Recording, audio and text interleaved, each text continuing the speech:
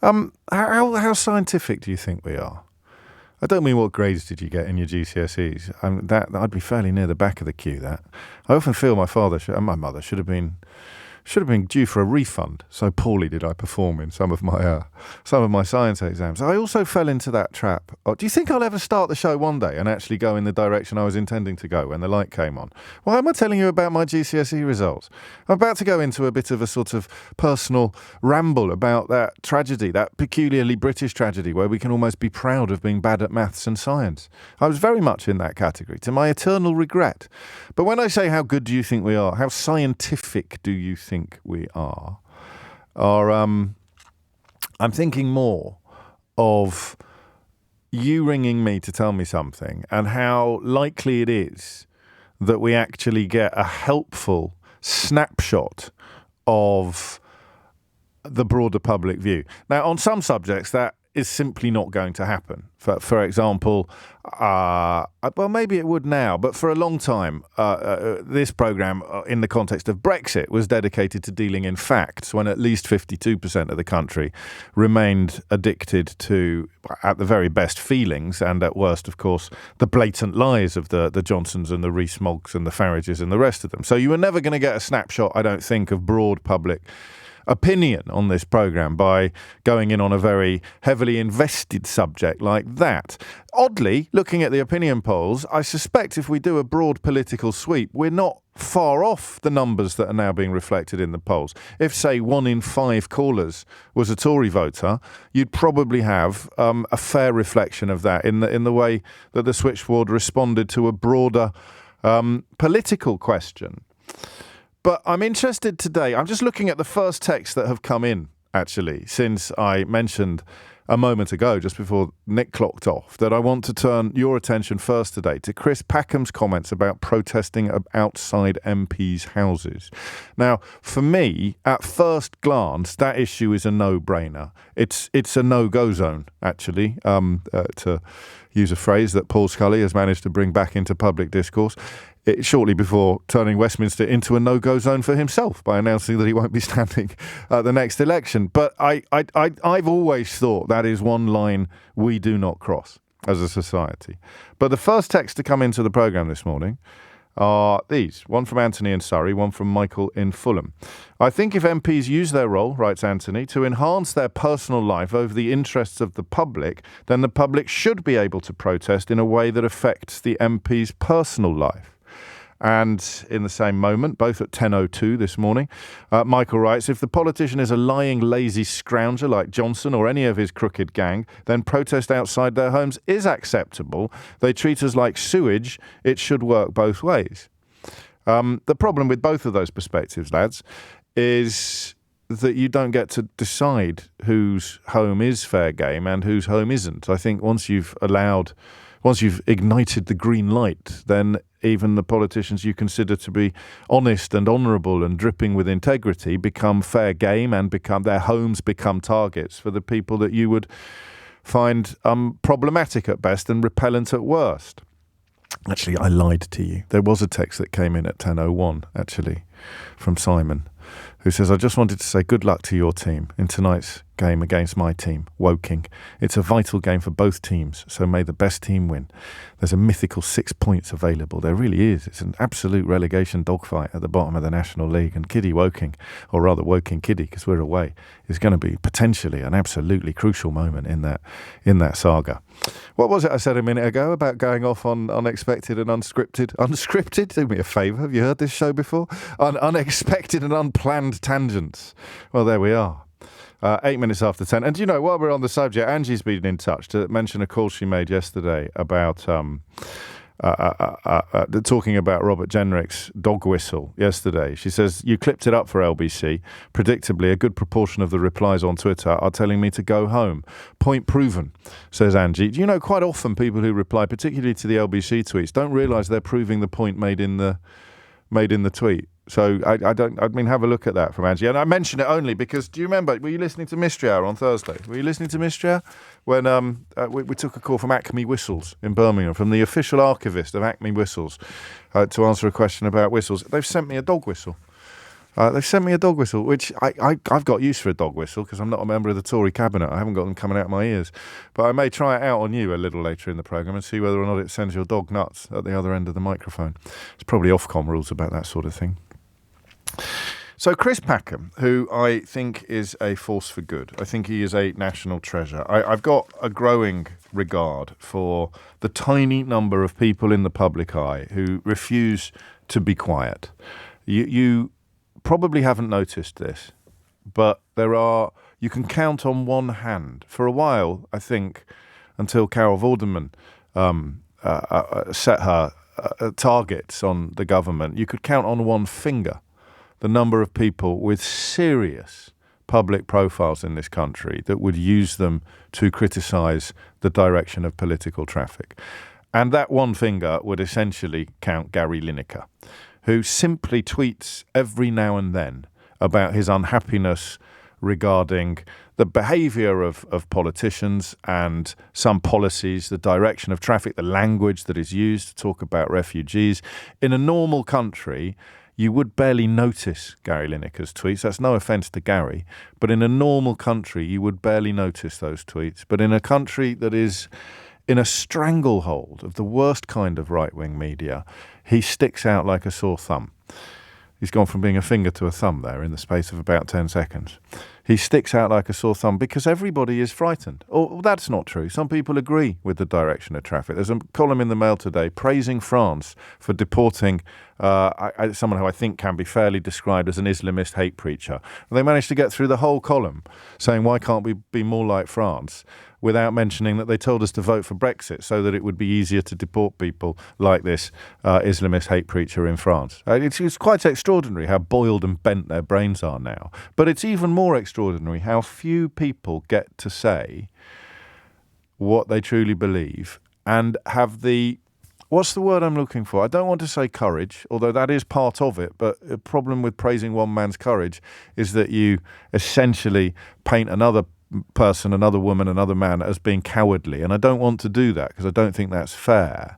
But you have to possess something, a thickness of skin perhaps, a security, a financial security, never mind a personal security. But for example, to invite the guns of Rupert Murdoch or Paul Dacre to do their worst, you have to be possessed, I think, of some fairly special skills, some fairly strong will to do that, which is why so few people do.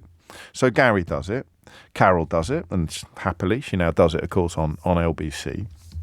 And in very specific areas, Chris Packham does it as well. Increasingly, Chris Packham does it as well. He is motivated by a number of issues. You can listen to a brilliant interview, I mean, he was brilliant. I was probably rubbish, but you can listen to a very engaging episode of Full Disclosure with Chris Packham from about a month and a half ago. He's one of the people, as I've mentioned, I think is an enormous force for good.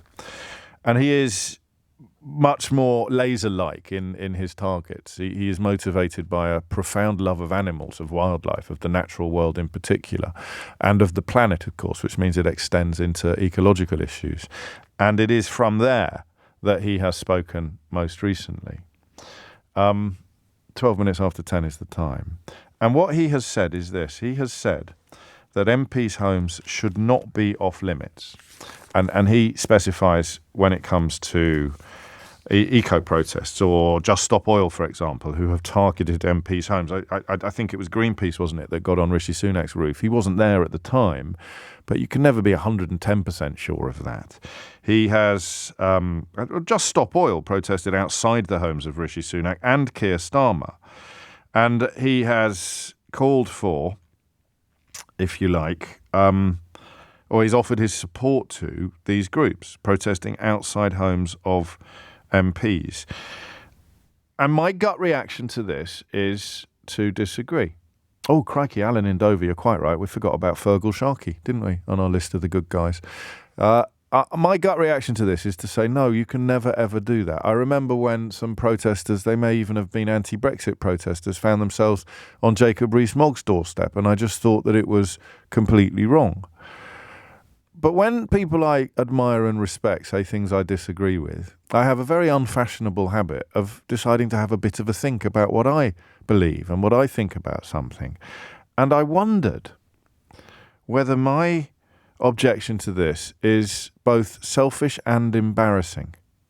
Selfish because if it's okay to protest outside a politician's house, then it wouldn't be long before someone argued it's also okay to protest outside a gob on a stick's house, a professional commentator's house, a radio phone-in host's house. So that's perhaps where the selfishness comes from. And the embarrassment, I think, comes from this. And it's not something I've ever noticed before or even thought about. Maybe I just don't care enough about anything. Now, I go on a march. I haven't been on many, but I went on a march for a second referendum because I naively thought that we might be able to stop the madness that everybody is now having their faces rubbed in. I went on a Stop the War march in Glasgow, but largely because I was courting Mrs. O'Brien at the time and she was working there, and I was hardly going to stay in the flat on my own when she went off to march against the looming war in Iraq. And I've been on others. I accidentally went on a vivisection. Well, my father was covering it for the Daily Telegraph, actually, and I sort of found myself getting caught up in a protest at a mink farm, would you believe, in Staffordshire. But that doesn't count because I was there even more by accident than I was on the Stop the War march. But I look at everything from, I mean, the news today, you've got more evidence of appalling sexual violence, rape and sex crimes being perpetrated by Hamas during the October the 7th attack.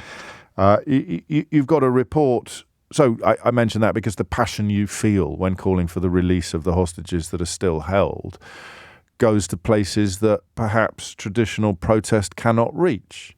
Similarly, you've got reports coming in of children now starving to death in Gaza on an unprecedented scale, and the frustration, the visceral frustration and horror you feel at that story may want you to urge politicians to change course, to do more in a way that they don't currently do. They are not currently hearing your cries, so you're going to have to cry louder. But of course, that's a metaphorical description. It means you're going to have to find a new way of being heard. So you get outside their home.